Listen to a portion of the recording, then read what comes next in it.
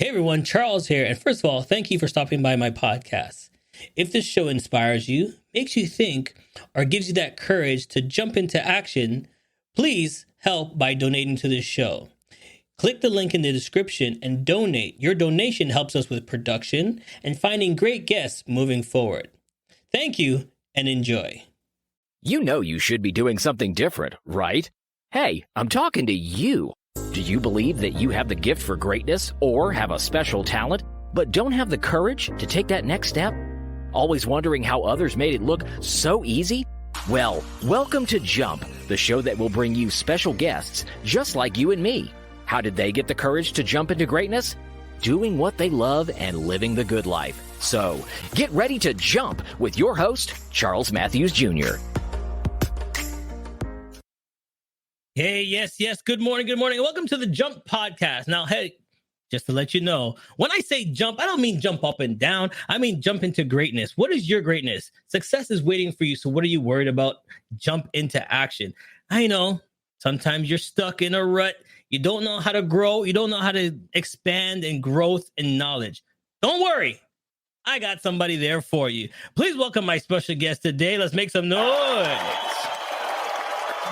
Hi, Charles. I'm so happy to see you. Hey, it's great to have you on the show. Like, I've been looking through your bio. I've been thinking, sometimes I like to read my guest's bio and just dive in and think about growth and think about myself. I'm like, am I growing? Am I stuck in a rut? Am I got the roots in the ground, but nothing's bearing, nothing's happening? We're going to talk about that in a second, but let's get to know you a little bit more. Born and raised, where are you from? I'm originally from Germany, from Bavaria. Lederhosen, Dirndl, and all. So the question is, the little girl in you growing up, would you see yourself? What was the dream? Definitely not in Germany. I think the first time I touched entrepreneurship is when I was when these posters were really happening and everybody had these like really cool wall posters and I just couldn't afford them. So I figured out that the best way to get these posters without paying for them is to be the distributor. And not so, if I was ordering a certain amount, I'd get a certain amount. Gotcha. And then I found that ever so often that the company would make a mistake and send me a couple extra ones. And then I would make a profit. Gotcha. So you learned as you went. Yes. So what was the big entrepreneur move that you did in your life? The big entrepreneur move in my life was really being laid off and having to figure out with a 6-month-old child after a massive earthquake, fires, floods, riots, and then, this massive earthquake here in Los Angeles, being now in the middle of a recession with big inflation, how to be an entrepreneur and survive. Wow. Could you make it any easier for yourself? Nope. I mean, it wasn't even like I jumped in the deep end. Let's just try an ice bath. Yes. So everybody, I always ask this question because I want to put it the right way. We have our friends, but then we have our naysayers. Did you have any naysayers saying, "Oh, why'd you gonna do that? Why don't you just go for a 9 to 5? Why don't you do this?" Was there any naysayers in your group? I think that's really an interesting question in my world because I think people know that I'm generally unemployable. So nobody really recommended me to take a 9 to 5 job, Charles. I'm going to bust that bubble right away. Everybody looked at me and like, yeah, you kind of need to figure that one out.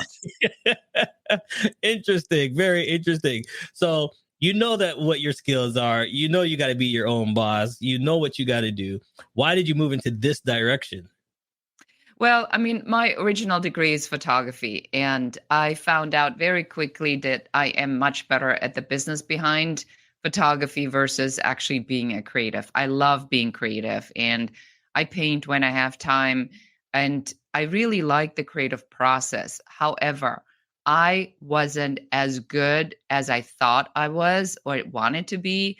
So I then realized that creatives need people that manage the business side of things. And that is how I got into business, really, is by representing photographers, doing photography, still photography production. And I from there on, my business was born. That's what I did. So it's sort of like a give and take. You try something, you switch, you move on, and then you keep going from there. Yes and no. So because I have a photography degree from the Institute of Photo Design in Munich, and I was a photo editor at Elle magazine very early on in my career. I was 23. I was running the photo department at Elle. And I quit that and immigrated to the United States because I felt that there was really nowhere else to go after that. And I wanted to make sure that I was doing something that I was passionate about. I mean, it wouldn't even occur to me to think about doing something that I don't like to do. I mean, that the concept to me is completely foreign. Right. And so it became just a natural thing when I applied for jobs here in the United States, which I did get a job as an artist representative. And then from there on, after I was laid off, I just took over that business and ran it on my own. Beautiful, beautiful. So then it's steps. People always say take baby steps. Do you take baby steps or do you jump and leap? This idea about baby steps is a really interesting concept. And it's the opposite of a quantum leap. So if we think about it from this perspective of what is your ideal outcome, right? So we're talking about growth. So I'm known as the growth architect. And I have a system called the 5-Star Success Blueprint, which is a growth system, on how we build businesses. So there are a number of steps you have to take, tactics of a particular strategy. You have multiple strategies, but all of that together, these strategies need to be part of an overall plan. Then you have what we do call an optimal alignment of these pieces that enables you to a quantum leap. Because the objective for us isn't incremental growth. The objective for us is a quantum leap. Because why wanting to grow 10% a year if you could double and triple your numbers? So why don't we do that? That makes a lot of sense. So everybody says, oh, I did this. Next year, I'm going to try this. And next year, I'm going to try this. And you're like, why every year? Why don't you just go for the gusto all at once? Why are people afraid to go for the gusto all at once? Yeah, because I think that is what you just said earlier, Charles, about the naysayers, where they say you got to be careful, don't put all your money in there, keep a reserve. There is this perpetual idea in our society and, amongst our parents. Mm-hmm. I always say the older you get, the bigger the bucket with shit that goes wrong is, right? So when you're little and you grow up, the bucket of shit that went wrong is relatively small. And the longer you do it, the more stuff really goes wrong. So you got this huge bucket. And so you keep looking at the bucket, okay, ever so often say, man, there's a lot of stuff in my life that went wrong. I really kind of can't afford to do that anymore. Mm-hmm. And so instead of learning from the experience and then adjusting your vision to go in a different direction or to try something different, you keep trying to do the same thing, but now a little bit more careful. So that's really not a strategy. When something doesn't go right, it's think about it like this. You have the GPS in the car and you're driving with your car. And then you realize that you probably should have updated the GPS because suddenly you're in a cul-de-sac. There's big construction. They're building a bridge. You can't go through that. You would never get out of the car, throw yourself on the ground, going, I can't believe they're doing this to me. This is just unbelievable. Look at that. These people. You just go and like, construction. Better updating my GPS. You get back in the car, you turn around, you find another way. And you learn from that. And you just don't need to go that way anymore. But for some reason, entrepreneurship, Charles, so many times we have people that are then going like, it's unfair. I can't believe whoever they are doing that to me. It's the government. It's too many taxes.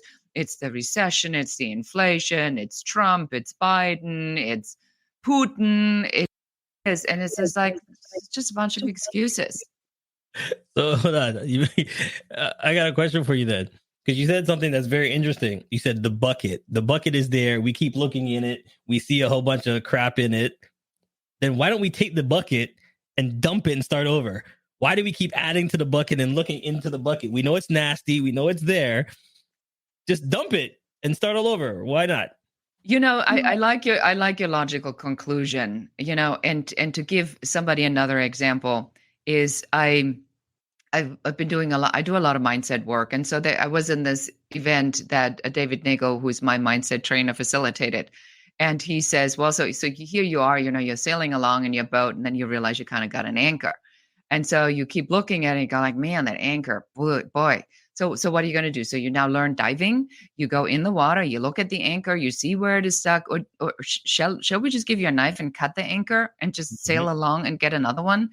And so Yeah. people just have this concept, I think, which a lot of our upbringing is responsible for. We must prove our value by doing the impossible. Okay, I'm loving the way this is going. What is value? Because value to me might be different than value to you. Rich to me is different, rich to you.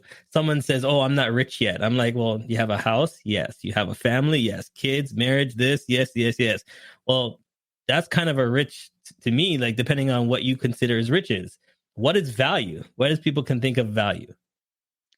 I think that the value is what we give value to. So you're absolutely correct. And that is where we start in growth architecture. That's the first thing you need to figure out. There is nobody out there that forces you to be in a particular business, to work a certain amount of hours, to do things a certain way. You can actually design this so that it works for you. Now, what is often misunderstood in the 4-hour idea is the 4 hours come after the messy middle. The messy middle is what, 40, 60, 80 hours, because you got to figure out how to get to the 4. So it's the 4 is the end result. The 4 is not the path. And I think that if I were to talk to Tim Ferriss about this, I would say you really didn't you really did a disservice to people for not explaining them that there is really that messy middle that you have to fight through to get out on the other side. So value, to get back to that, value is what you deem to be valuable. And I once spoke to Jack Canfield, and Jack Canfield said what makes him feel rich is to have $1,000 in his pocket in cash, so that every time he puts his hand in his pocket, he feels that there's $1,000. And the man has way more than $1,000. Yeah, but that is what makes him feel rich. So you have to learn how to deal with what works for you. yeah, I love that. Just knowing that, hey, I got $1,000. Just putting in your pocket. Right there in my pocket. Boom. Yeah, hey, you walk by a store, I can buy that. I got $1,000 in my pocket. It's just a mindset of like, I can get that. Love it. Yeah. All right, it's time to have some fun. Let's go. It's time for rapid fire. We're going to have some fun with you and get to know you a little bit more. It's rapid fire. I put 2 minutes on the clock. You're going to choose your own questions, A, B, C, or D, and then you can answer the questions. You can elaborate if you want to. Remember, you got 2 minutes on the clock and you got to get through all the questions in 2 minutes. Are you ready? I am ready. All right, give me A, B, C, or D.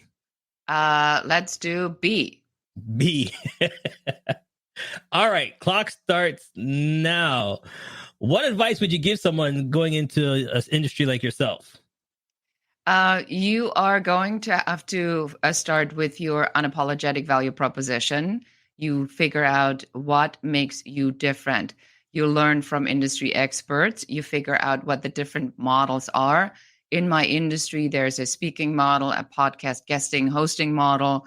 There is a industry expert model. There is, and you have to pick the vehicles that are going to be working for you to get to build your authority.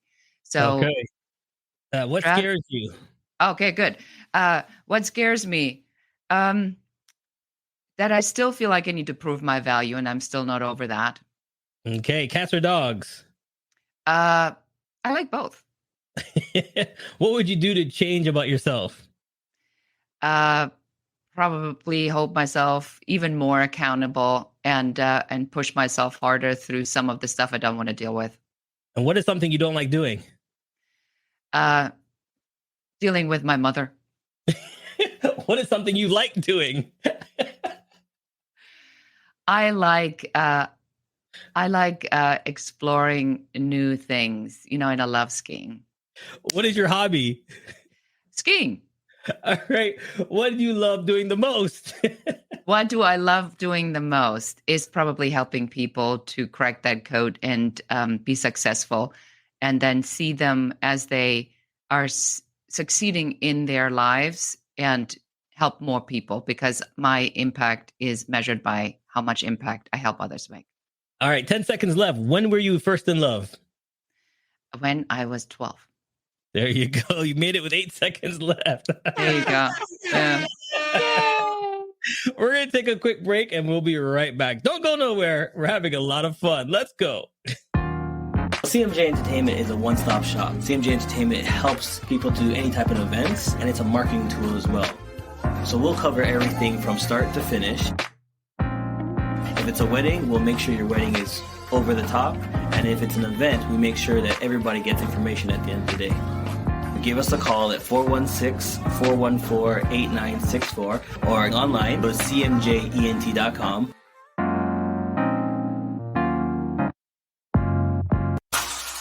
Hey, it's okay if you're driving or too busy to take notes. Charles has your parachute packed with all the info you need to jump into success. Check out the links section for all the tools you need to land safe. Now, let's keep falling with Charles and his special guest.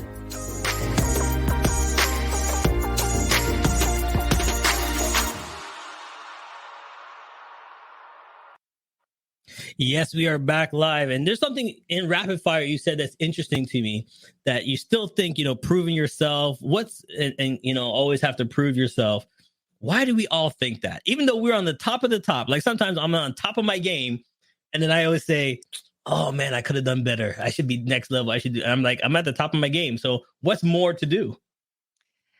I think that a lot of this just comes from the way we are really raised and brought up, and this idea that you have to stay humble and that you have to always make sure that you give your best. And nobody ever tells you when you grow up that, what you're able to do right now is good enough.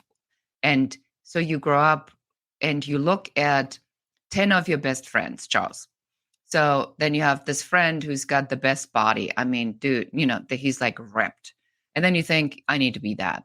Then you got a friend who reads every book, and you go like, I should be reading as much as John does. Then you look at your friend and he can eat like a pig, and he's an amazing cook, and he's skinny. And you go like, I got to really learn how to cook like that. I mean, Sean's really got it down.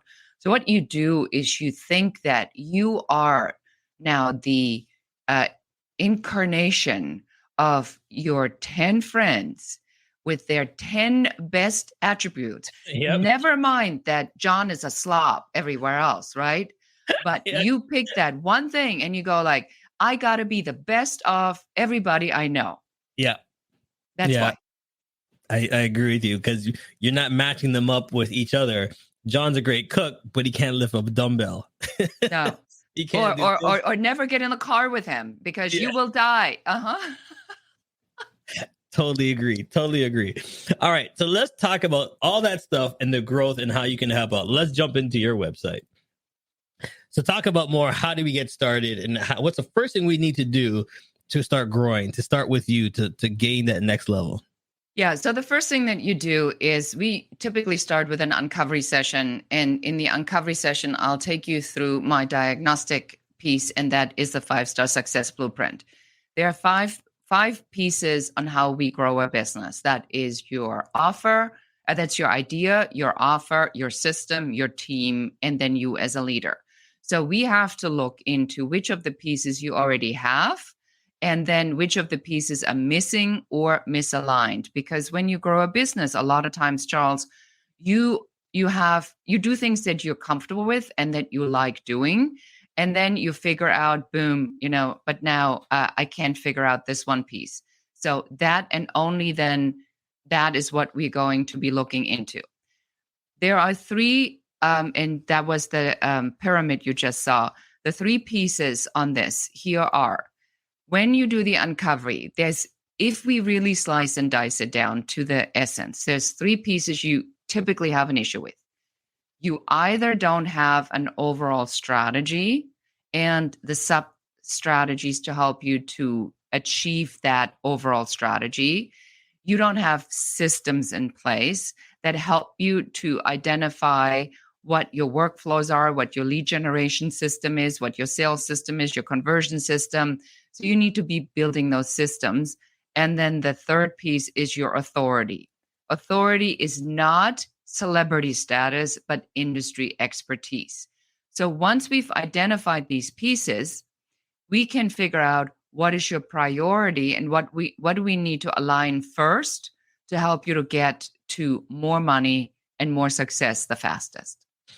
I like how you said the celebrity and status. Separate them. Don't keep them as one, because they're two different things. Yeah, I'd rather have you have $10,000 than 10,000 likes.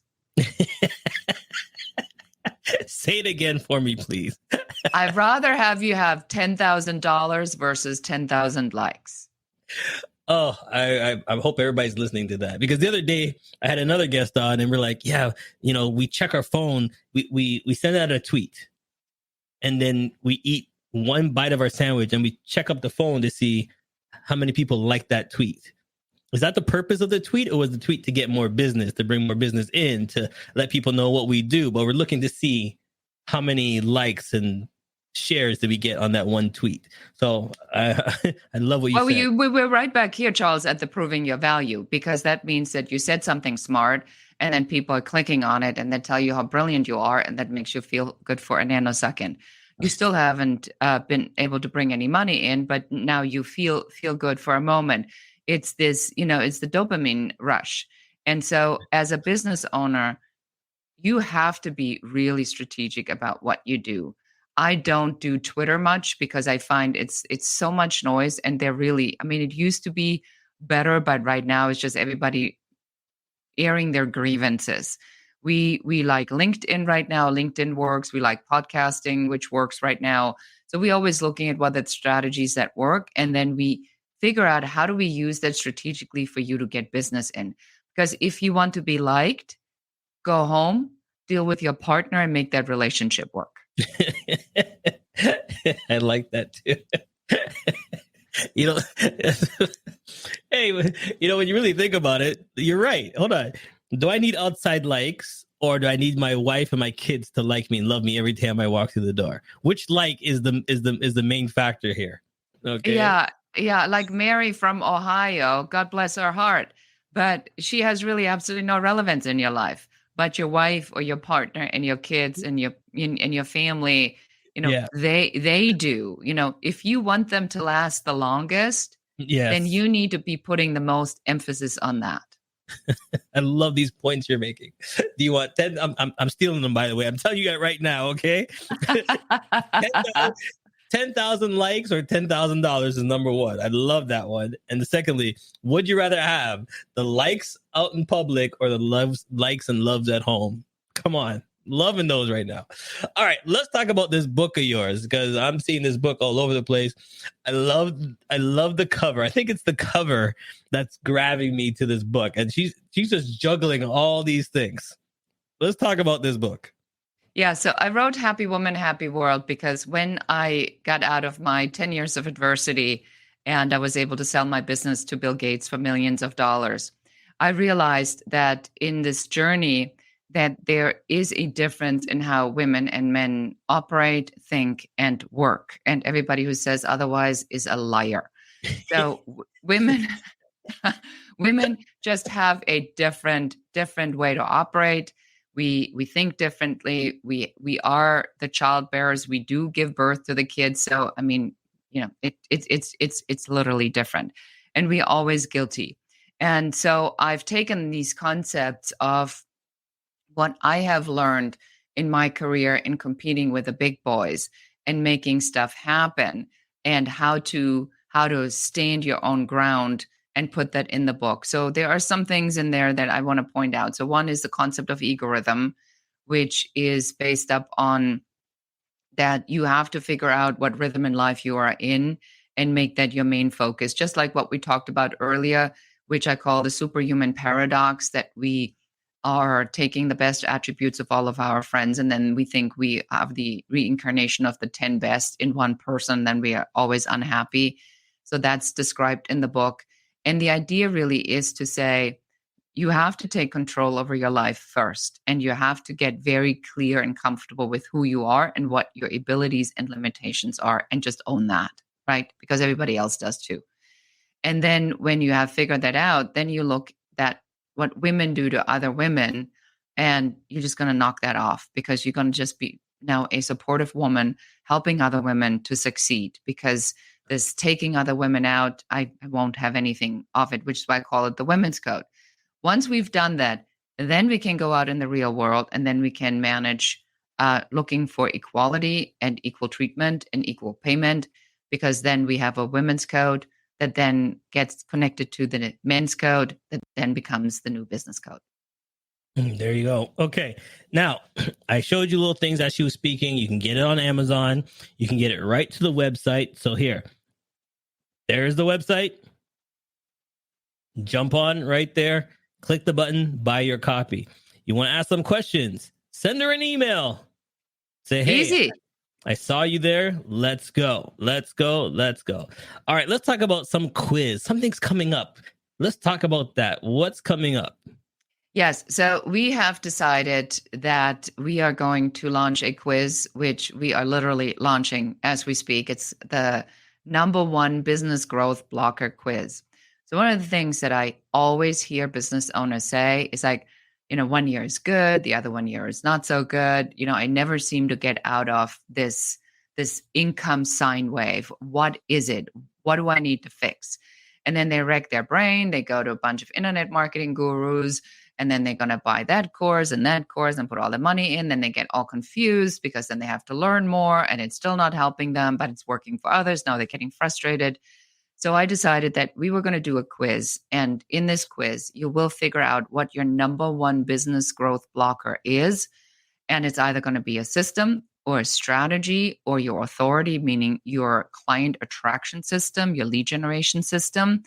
And then which direction you need to go. There's a report that comes with it, and I recorded video, so you can really listen to what that's all about. And then if you need help, you can go and fill out an uncovery session, and I'll be more than happy to figure out if I can help you with removing some of these business growth blockers. And as we said, it's you find it at growthblockerquiz.com, and it's right there for you to figure out what your #1 business growth blocker is. All right. Let's have some more fun. Last one. Here we go. Now time for Pick 3.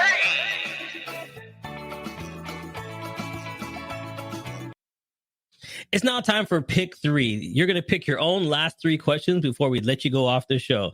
You get to pick the question. So pick between 1 and 13. Give me 3 numbers between 1 and 13.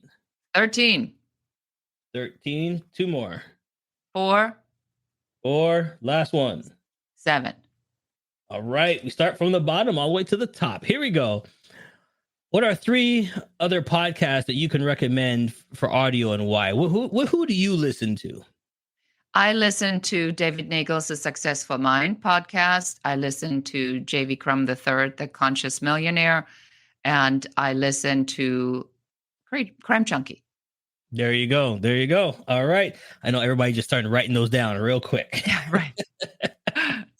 All right. Number 4. What are some great resources you've helped you along your way?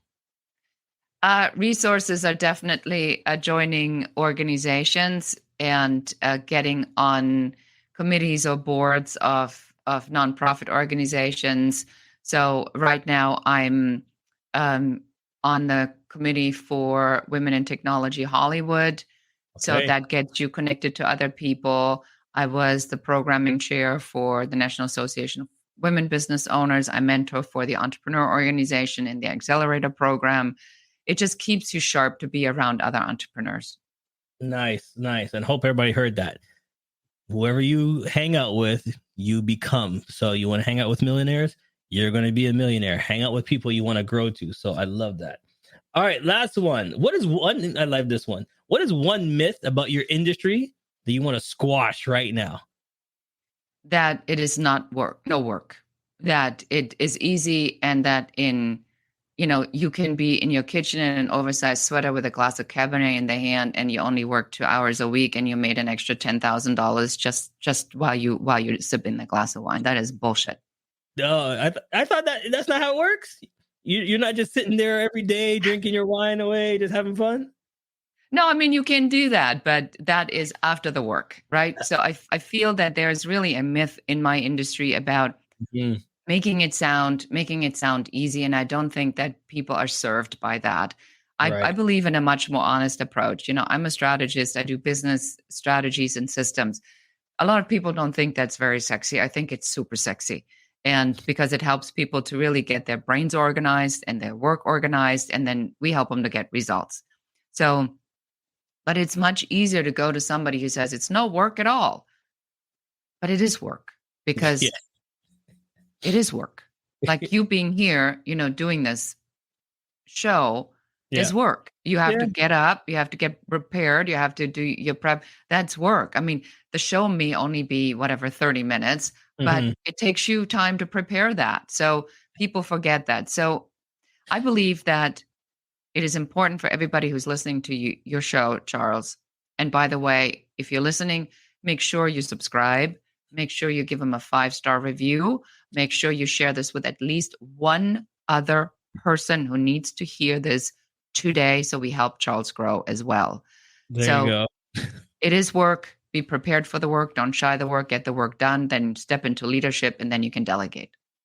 See, I know you were going to be a great guest. I just knew it. All right, because here we go. I'm going to just do the same thing. I don't do this for everybody, but like you named off all these great podcasts, but you forgot one great one. Yours. Boom. So tell everybody when they can grab your show.